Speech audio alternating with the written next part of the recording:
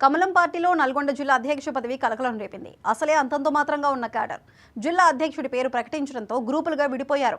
కొత్తగా పార్టీలోకి వచ్చిన వ్యక్తికి పగ్గాలు అప్పచెపితే ఎలా పనిచేయాలని ఒక వర్గం ప్రశ్నిస్తోంది.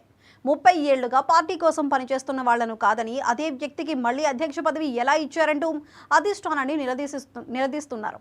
ఈ పరిస్థితుల్లో అధిష్టానానికి ఏం చేయాలో అర్థం కావటం లేదు. కరవమంటే కప్పకు, విడవమంటే పాముకు కోపం వచ్చేటట్టు ఉంది పరిస్థితి.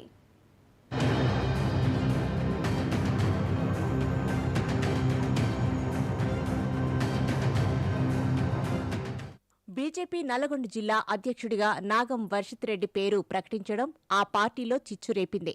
ఎన్నో ఏళ్లుగా పార్టీని నమ్ముకుని పనిచేస్తున్న వారిని కాదని, పార్టీ నిబంధనల ప్రకారం అవసరమైన వయసు కూడా లేని వ్యక్తికి పార్టీ జిల్లా పగ్గాలు అప్పజెప్పారంటూ స్థానిక కమలం నేతలు ఆగ్రహం వ్యక్తం చేస్తున్నారు. ఏడాదిగా వర్గాలుగా విడిపోయి ఉన్న నాయకులు ఇప్పుడు అధ్యక్ష పదవి ప్రకటించడంతో పార్టీని కూడా వదిలే ఆలోచనలో పడ్డారు. జిల్లా అధ్యక్ష పదవి కోసం రెడ్డి సామాజిక వర్గానికి చెందిన దోనూరి వీరారెడ్డి, నాగం వర్షిత్ రెడ్డి పోటీ పడ్డారు. ఇక బీసీ సామాజిక వర్గం నుంచి మాదగోని శ్రీనివాస్ గౌడ్, కనగంచి రమేష్ ప్రయత్నించారు. ఎస్సీ సామాజిక వర్గం నుంచి పూతపాక సాంబయ్య జిల్లా అధ్యక్ష పదవి ఆశించారు. అయితే వీళ్లందరికంటే జూనియర్ జిల్లా అధ్యక్ష పదవి అర్హత వయసు లేని పార్టీలో అత్యంత జూనియర్.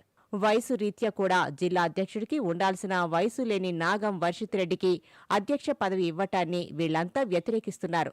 బీజేపీలో జిల్లా అధ్యక్షుడికి 45 ఏళ్లు దాటాలనేది నిబంధన. నల్గొండ జిల్లాకు అధ్యక్షుడైన వర్షిత్ రెడ్డి వయసు 35 లోపే.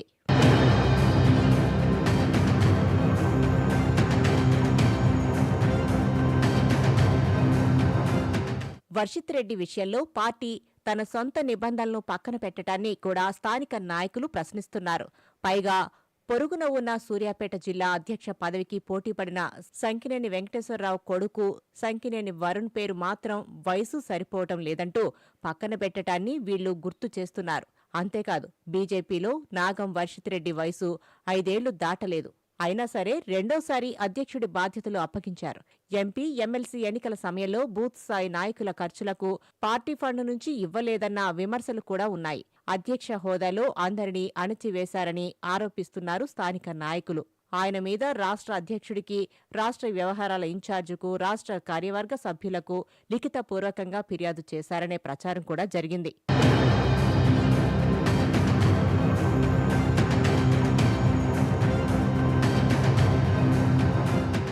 మరోవైపు వర్షిత్ రెడ్డి పార్టీలో సీనియర్లను గౌరవించడం లేదన్న విమర్శలు కూడా ఉన్నాయి.